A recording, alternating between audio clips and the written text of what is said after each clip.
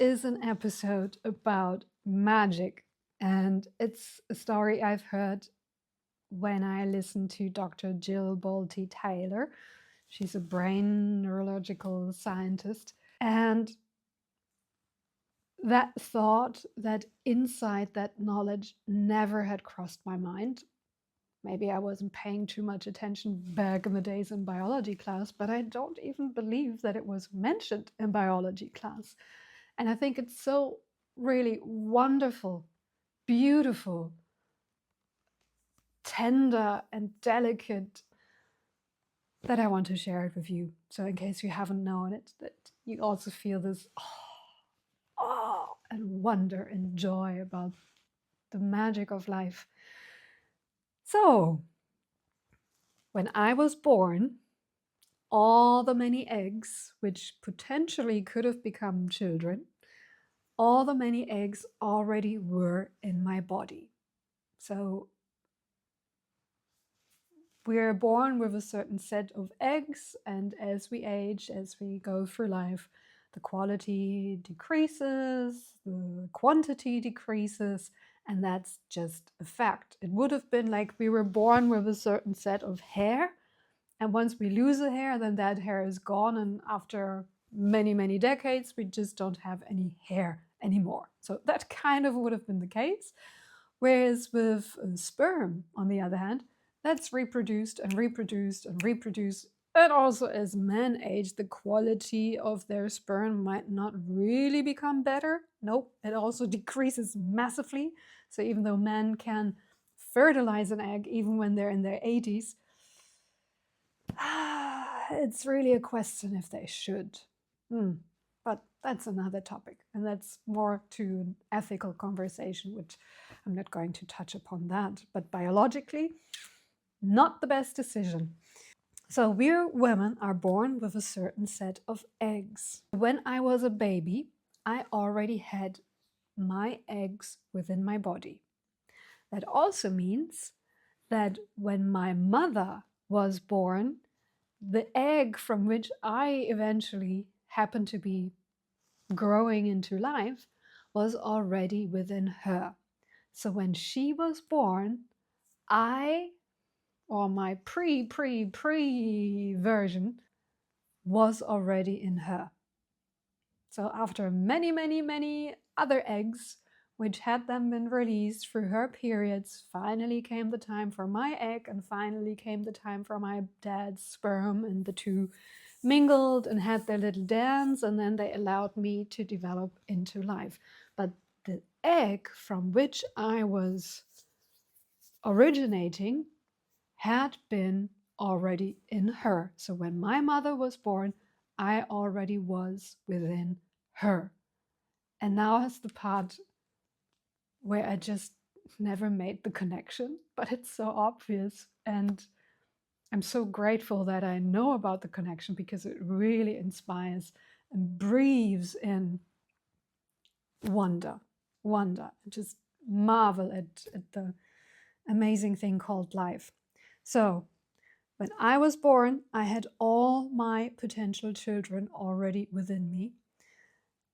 And as that is the case, I already was within my mother's body when she was born. That means when my grandmother was pregnant with my grandmother already, through the baby which was growing in her belly, like my mom growing in my grandmother's belly, and thus my mom growing all her many eggs inside my grandmother's belly, I was already growing. Ooh, it kind of brings tears to my eyes. I was growing in my grandmother's belly. Can you imagine? My grandmother basically gave birth to me. To me. Isn't that something? I've never considered that. Yes, it wasn't directly in my grandmother's belly. I was in my mom's belly, in my grandmother's belly. But yet it's magical. I think it's fabulous. And just thinking, where was I then? Or where was the potential of me? Where was that? I mean, just really like the physical egg of me. Where was that born? Where was that created? And I was created in 1935 in Colombia. Probably back in the days, I was riding on horseback, I was walking through orchid valleys and swam in rivers and walked the streets of Medellin and Urao and Bogota. That's the air, that's the scenery in which I was conceived and born. And me, as the fertilized creation of the cell and growing cell, and then embryo and baby, and finally taking my own breath for the first time, was in a small town in Westphalia in Germany. And many, many, many, many years after I was created. And that's about, I was born 79 and my mom was born 35. 43 years, almost 44 years after my original birth. So my egg had been with my mother for 43 years till it got fertilized and then brought me to life. Isn't that something? Isn't that something? And if I would be having sisters, I do have 2 nieces, but I have a brother, so that's a different thing. But if these 2 nieces would have been born to sisters of mine, their eggs would have been born when their mother was born. Now let's think about that again, because it's as simple as it is. I do find it a little mind-boggling. So my niece's eggs were present when their mother was born. So obviously, otherwise their mother couldn't have an ovulation, which then led to pregnancy. So when my nieces were born, their egg had already been present within their mother, or my hypothetical sister. And when my hypothetical sister was born, she already was born with all the eggs she would ever be having in her body. So she already was born with all the eggs, all the possible potential babies she could give birth to. And that means all those many, many babies, potential babies she could ever give birth to, were already present while my mother was pregnant. Isn't that something? Isn't that something? I think it's amazing. Amazing. It's such, I always had felt a close connection to my grandmother, especially to my maternal grandmother, even though I've never met her.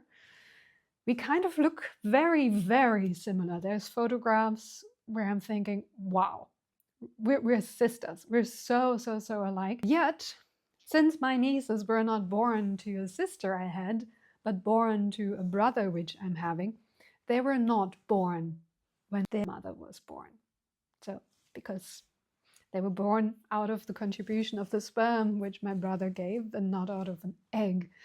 So, nevertheless, they were born already when their maternal grandmother gave birth to their mother. I think it's such a gorgeous combination and passing on.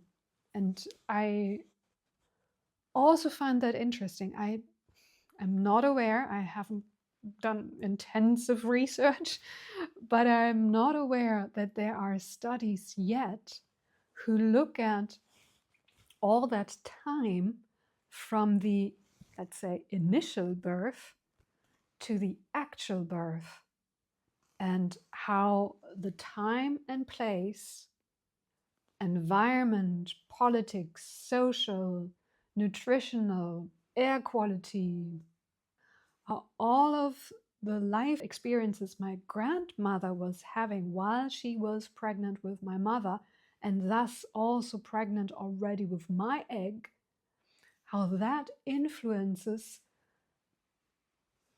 my life today. Even though I was born on another continent decades later in a completely different setting, not only were there no mountains, there were no avocado, there were no plantains, there was no yucca, there was no lulu juice, there was nothing or very little of what was the staple food to what I have been consuming as an egg when I was originally created.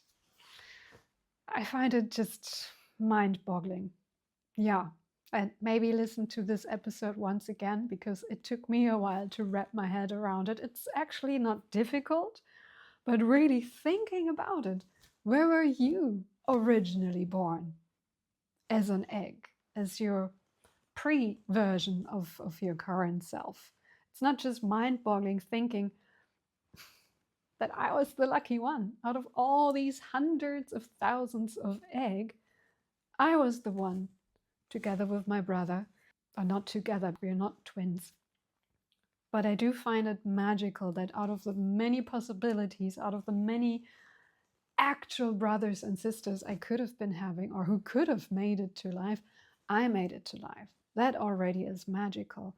And then thinking that it's already magical that my mother was the one who made it to life. And so the statistical possibility, so to say, if you want to look at it from a data perspective, the statistical possibility that I'm alive, that you're alive, it's just, it doesn't even exist. And here we are. And here we are. Like, isn't that magical? I was about to say awful, but awful is a negative connotation, but I think it's full of awe. I am full of awe thinking of that. And I am full of awe thinking about contemplating that my initial birth was in 1935 in the Andinian Mountains, in a place I had never really seen until many decades well into my actual life. Marvelous. If you find this marvelous, awe-inspiring, and just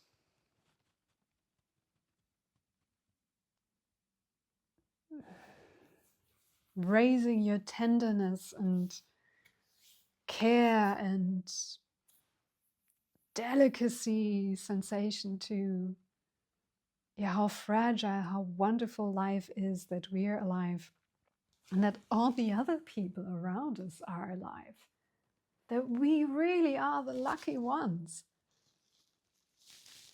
I think that's a thought many people, me included, all of us could be having more often. I stop with that and leave you to contemplate on your own. And if you find it just as wonderful, magical, if you have other thoughts on that, share in the comments, share with your friends. And if you're pregnant, maybe you're pregnant at this time, I'm sending special wishes to you and your baby and to your possible grandchildren already, because they're already getting ready to be born just as well. Of that, lots of love and tenderness and care, and see you next time.